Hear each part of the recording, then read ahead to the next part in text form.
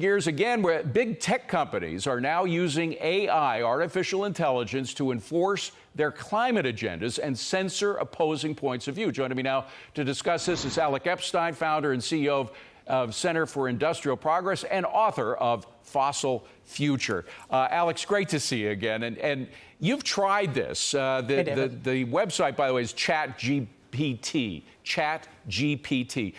You typed in there, write a 10-paragraph argument for fossil fuels increasing human happiness, and you didn't get much of a response. We did exactly the same thing, Alex, and I want to go through what response we got. The first one was, I'm sorry, but as an AI language model, I can't provide an argument for using more fossil fuels to increase human happiness. So there's no way fossil fuels can increase human happiness. What do you make of that? Here are all the other responses, by the way. I'm sorry, but go ahead. It's just revealing, because the function here is it's just supposed to provide some sort of coherent argument. It's not at all saying this has to be true.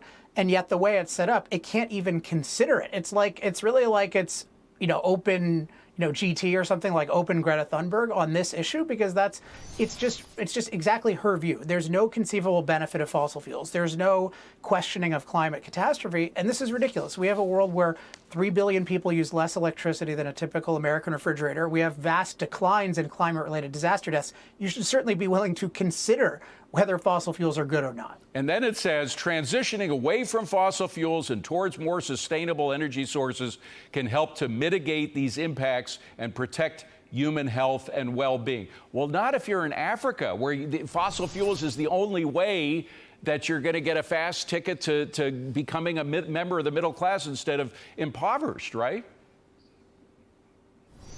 Well, notice its sole focus is on negative impacts of fossil fuels. And this is my criticism of the whole debate in Fossil Future, where you're only looking for negative side effects and you're ignoring benefits. So even if it mitigated some of the side effects to reduce it, what about the consequences, as you're mentioning, to millions and millions, hundreds of millions of people in Africa who their only ticket out of poverty is fossil fuels, just like China and India rose out of poverty using fossil fuels. So it's just so unintelligent, but it really reveals the unintelligent state of today's debate, because that's mostly what OpenAI is just copying. They also throw in a reference to woke policies. They say, furthermore, transitioning away from fossil fuels can help to promote social justice and equity. Again, they have no moral basis for supporting fossil fuels. You make a very important case in your book, by the way, for the moral basis of supporting fossil fuels.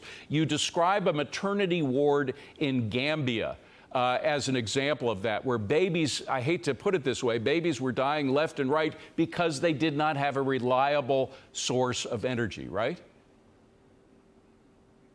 Yeah, as I mentioned before, we have 3 billion people in the world who use less electricity than a typical American refrigerator. Most of those people don't have reliable electricity.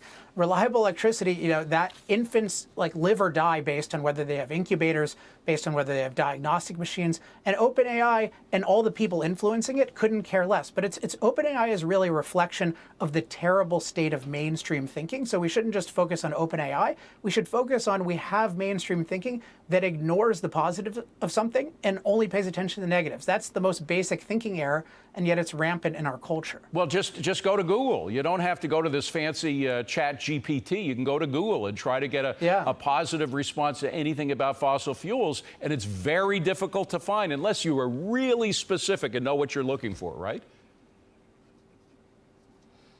Yeah, I mean, and with Google, I know some people at OpenAI who I think are trying to do better. Google is like any conspiracy theory you can believe about them is basically true from what I've seen behind the scenes. I mean, it is just unbelievable how they're in cahoots with the UN. And the UN is just so out of crazy anti-fossil fuels. And they explicitly work with them to promote propaganda, to suppress any rational arguments. I mean, Google is really doing a lot of immoral stuff in this realm. And, I think it should be private action. We should privately boycott them, condemn them. I'm not saying the government should get involved, but we as citizens need to be aware of this, need to condemn them, need to boycott this. and stop supporting and be aware of how damaging this Alex, is. finally, and it's got to be very quick, the Biden administration is threatening another windfall profits tax, which actually the first time I remember it was when Jimmy Carter put it in place. It was terrible. It led to a vast reduction in our production of fossil fuels. it probably will do the same again. You tax something more and you get less of it. How does that help our happiness, the fact that we are further away from energy independence if we go ahead with this?